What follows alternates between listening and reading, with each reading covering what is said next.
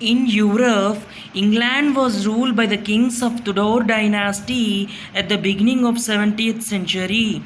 At that time, Pope was the head of Roman Catholic Church. But the Tudor kings refused to accept the authority of the Pope. They thought that the England should be independent of the Pope and the Roman Catholic Church.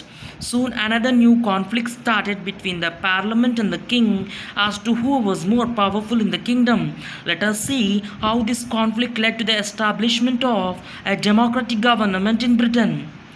So, 17వ శతాబ్దంలో యూరప్లో ఉన్న British దేశం అంటే England దేశం Tudor సామ్రాజ్యపు రాజులచే పరిపాలించబడిందట. England was rule by kings of Tudor dynasty at the beginning of 17th century. Europe ఖండంలో British దేశం ఇంగ్లండు దేశం ఏదైతే ఉందో 17వ శతాబ్దంలో ఇంగ్లండు దేశాన్ని తుడోరు రాజులు పరిపాలించారు. ఆ సమయంలో పోప్ అనేవాడు రోమన్ క్యాథలిక్ చర్చ్కు పెద్దగా ఉన్నాడు. పోపు తుడోర్ రాజులకు మాత్రం పోపు యొక్క అధికారముని అంగీకరించడంలో ఇంట్రెస్ట్ లేదనమాట. తుడోర్ రాజులకి పోప్ యొక్క అధికారాన్ని అంగీకరించడం ఇష్టం లేదు. They thought that England should be independent of the Pope and Roman Catholic church. England దేశం పోప్తో రోమన్ క్యాథలిక్ చర్చ్తో సంబంధం లేకుండా స్వతంత్రంగా ఉండాలని వారు తుడోర్ రాజులు అభిప్రాయపడుతున్నారు. ఈ విషయం పక్కనుంచితే త్వరలోనే ఏం జరిగిందట, అంతలోనే another new conflict started between the parliament and the king. ఇంగ్లాండ్లో ఉన్న శాసనసభ పార్లమెంట్ ఏదైతే ఉందో పార్లమెంటుకు రాజుకు మధ్య ఘర్షణ ఏర్పడింది కొత్తగా. Who was more powerful in the Kingdom. ఎందుకు ఆ ఘర్షణ ఏర్పడిందంటే ఎవరు పవర్ఫుల్లో తెలుసుకోవడానికి, రాజ్యంలో రాజా పార్లమెంటా తెలుసుకోవడానికి. సరే, రాజుకు పార్లమెంటుకు జరిగిన ఈ గొడవ అనేది ఏ విధంగా ఇంగ్లాండ్ దేశంలో ప్రజాస్వామ్య ప్రభుత్వం ఏర్పడడానికి దారితీసిందో చూద్దాం. Let us see how this conflict led to establishment of democratic government in Britain. So England దేశాన్ని ఎవరు పరిపాలించారట? తుడోర్ రాజులు పరిపాలించారట 17వ శతాబ్దంలో. అప్పుడు రోమన్ క్యాథలిక్ చర్చ్కి పోపు పెద్దగా ఉన్నాడట. తుడోర్ రాజులకు మాత్రం పోపు అధికారాన్ని అంగీకరించడంలో అస్సలు నచ్చలేదన్నమాట. ఇంగ్లాండు పోపు రోమన్ క్యాథలిక్ చర్చ్కి సంబంధం లేకుండా స్వతంత్రంగా ఉండాలని తుడోర్ రాజులు అభిప్రాయపడ్డారు. ఇది పక్కన ఉంచితే పార్లమెంటుకు రాజుకు మధ్య గొడవ, నువ్వా నేనా పవర్ఫుల్ అని గొడవ రాజ్యంలో మొదలైంది. ఈ గొడవ, ఈ తగవు ప్రజాస్వామ్య ప్రభుత్వం ఇంగ్లాండులో ఏర్పడడానికి ఏ విధంగా దారితీసిందో చూద్దాం రండి. England, the Civil War and the Glorious Revolution. In 1603, James I of Stuart dynasty became the King of England after the death of the last queen of Tudor dynasty. తుడోర్ సామ్రాజ్యంలో చిట్ట చివరి రాణి చనిపోయిన తర్వాత స్టౌట్ డైనాసిటీకి చెందిన జేమ్స్ I అనేవాడు రాజయ్యాడు, England దేశానికి రాజయ్యాడు 1603 సెంచరీలో.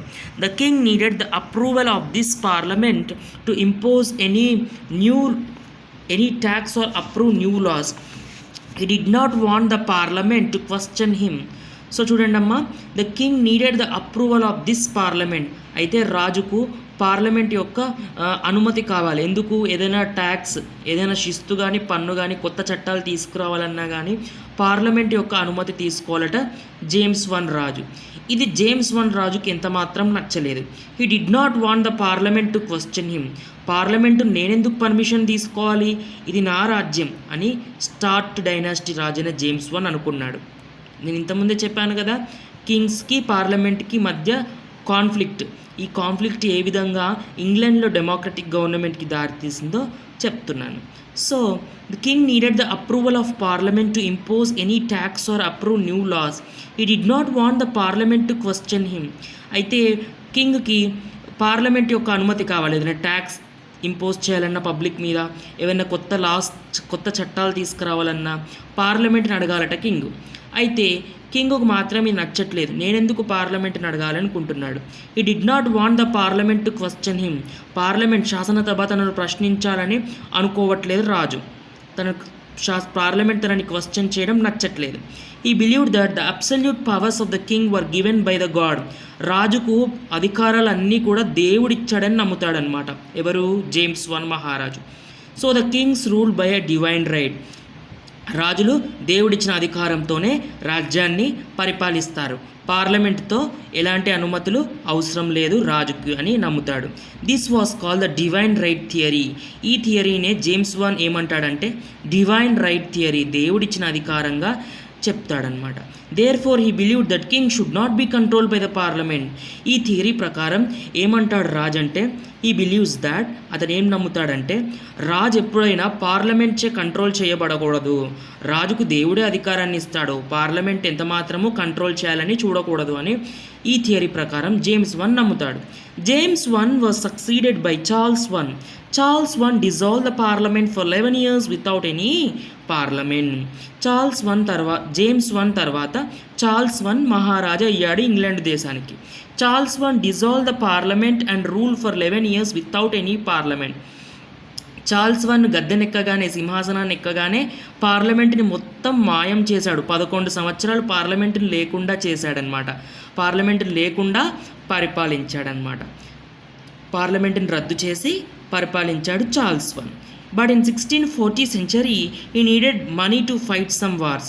కానీ 1640 టైం వచ్చేసరికి అతనికి కొంత డబ్బు అవసరమైంది యుద్ధాలు చేయడానికి.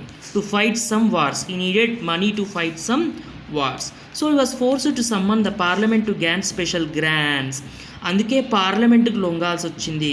కొంత డబ్బు కావడానికి పార్లమెంట్ని మళ్ళీ తెర మీదకి తీసుకొచ్చాడు చార్ల్స్ వన్ మహారాజు.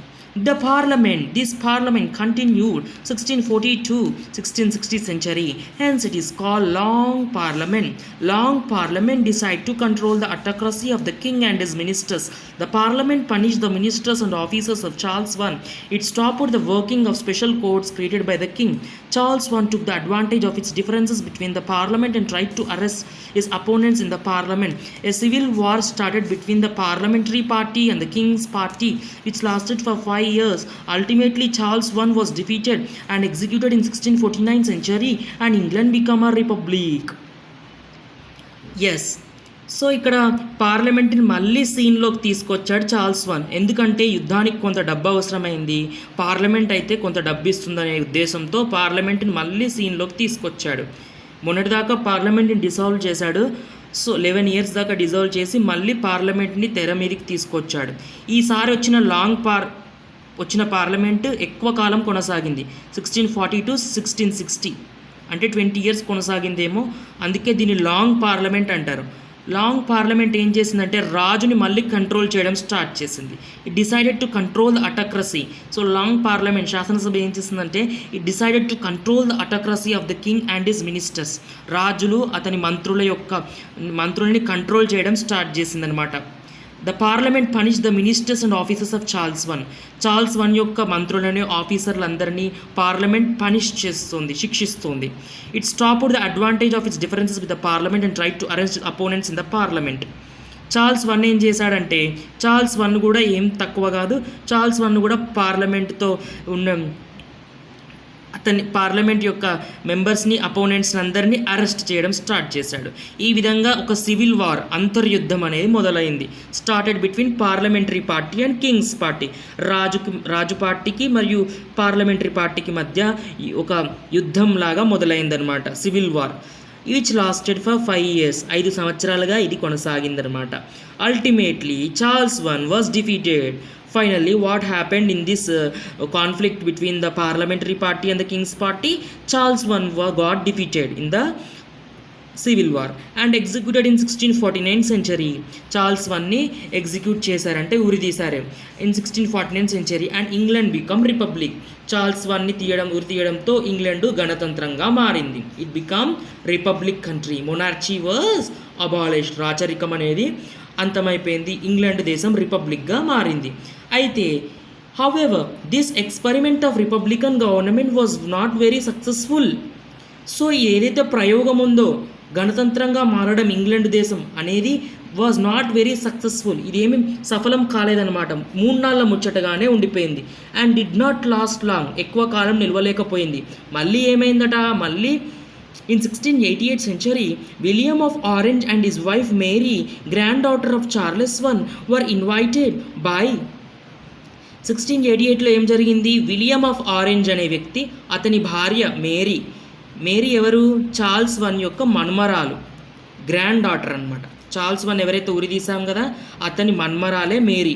మేరీని అతని భర్త విలియం ఆఫ్ ఆరెంజ్ని మళ్ళీ పార్లమెంటే పిలిచిందనమాట. మీ కుటుంబం నుంచే కదా రాజున్నాడు, అయితే మీరు పరిపాలించుకోండి అని పర్మిషన్ ఇచ్చింది. మళ్ళీ మీ తాతగారి రాజ్యాన్ని మీరు పరిపాలించుకోండి అని మేరీని అతని భర్తను పిలిచింది, విలియం ఆఫ్ ఆరెంజ్ని, మేరీని. So were invited by the parliament to occupy the throne of England. England సింహాసనాన్ని మీరు ఆక్యుపై చేసుకోండి అని మళ్ళీ పార్లమెంటే పర్మిషన్ ఇచ్చింది. In this new system of government, అయితే ఈ కొత్త గవర్నమెంట్ సిస్టంలో ministers were answerable to parliament. మంత్రులందరూ పార్లమెంటుకు జవాబుదారులుగా ఉండాలి. And king had limited powers. కింగ్కి చాలా తక్కువ పవర్స్ మాత్రమే ఇచ్చారు. అప్పటిలా కింగ్కి డివైన్ రైట్స్ ఏమీ లేవు, పార్లమెంట్ని డిజాల్వ్ చేసే అధికారం ఏమీ లేదు, కానీ కింగ్కి చాలా తక్కువ పవర్స్ మాత్రమే ఇచ్చారు, limited powers. This was beginning of the parliamentary democracy in India. ఈ విధంగా పార్లమెంటరీ డెమోక్రసీ అనేది, పార్లమెంట్తో కూడిన పార్లమెంటరీ రూల్ చేసే ఒక democracy system of pattern of government అనేది ఇంగ్లాండ్ దేశంలో స్టార్ట్ అయింది. Now the power of king was not a divine right but it was granted by the parliament. రాజు ఉన్నప్పటికీ కూడా రాజు యొక్క అధికారం అనేది దేవుడిచ్చిన అధికారం కాదు ఇప్పుడు, ఎందుకంటే పార్లమెంట్ ఇచ్చిన అధికారం. పార్లమెంటే కదా ఆరెంజ్ని మేరీని పిలిచి ఈ రాజ్యాన్ని, వారి కుటుంబతరంగా వారసత్వంగా వస్తున్న రాజ్యాన్ని వాళ్ళకి ఇచ్చింది. అయితే పార్లమెంట్ మొత్తం ఆధీనంలోనే రాజ్యం నడిపించబడాలి, కింగ్కి మాత్రం లిమిటెడ్ పవర్స్ ఉంటాయని ముందే చెప్పింది. ఆ షరతుతో రాజ్యాన్ని వారికి అప్పగించింది. This was called constitutional monarchy. Constitution నడుస్తుంది, డెమోక్రసీ నడుస్తుంది, రాచరికం నడుస్తుంది, కాబట్టి it was a constitutional monarchy. Monarchy means రాచరికము. All this took place without shedding a drop of blood or firing a single shot. ఇదంతా జరిగింది ఎలా జరిగిందంటే without shedding a drop of blood.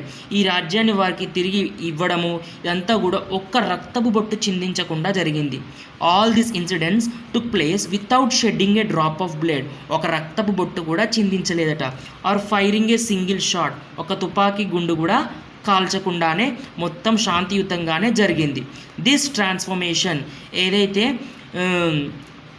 మొనార్చీ నుండి it form into constitutional monarchy and parliamentary డెమోక్రసీగా మారింది. ఈ transformation, ఈ మార్పు ఏదైతే ఉందో, దేర్ ఫోర్ అందువల్ల is known as glorious or bloodless revolution. What this change is known as glorious or bloodless revolution. రక్తపాతం ఏమీ జరగకుండా, రక్తం చిందించకుండా, తుపాకీ గుండు కాల్వకుండా, ఒక్క సింగిల్ తుపాకీ గుండు కూడా కాల్వకుండా జరిగిన ఈ యొక్క ఘటనలన్నింటినీ ఏమని చెప్పారట, ఏం రివల్యూషన్గా చెప్తున్నారు? Glorious or bloodless revolution. After this glorious or bloodless revolution, control came into the hands of House of Commons, which represented the middle class. మధ్యతరగతి ప్రజలు ఎవరైతే ఉన్నారో వాళ్ళ చేతిలో కంట్రోల్ వచ్చిందనమాట, హౌస్ ఆఫ్ కామన్స్, సామాన్య జనంలోకి. In this period only the people with land and property had the right to vote in the elections to the parliament. అయితే అందరు ప్రజలందరూ ఓటు వేయడానికి అర్హులు కాదు, కానీ ఎవరైతే భూమి ఆస్తులు ఉన్నాయో అలాంటి వారు పార్లమెంట్ ఎన్నికల్లో ఓటు వేయడానికి అర్హులుగా ఉన్నారు ఈ టైంలో. The right to vote was gradually, మెల్లమెల్లగా ఆ ఓటు హక్కు అనేది అన్ని వర్గాల ప్రజలకు, జనాభాలోని అన్ని వర్గాల ప్రజలకు అందింది. Eventually to all adults by 1928 సంవత్సరానికి పెద్దవారందరికీ కూడా ఓటు హక్కు లభించిందట బ్రిటిష్ దేశంలో. Thus parliamentary form of government grew in stages in England. Parliamentary form of government అనేది దశలుగా ఇంగ్లాండ్లో పెరుగుతూ వచ్చింది. Thank you.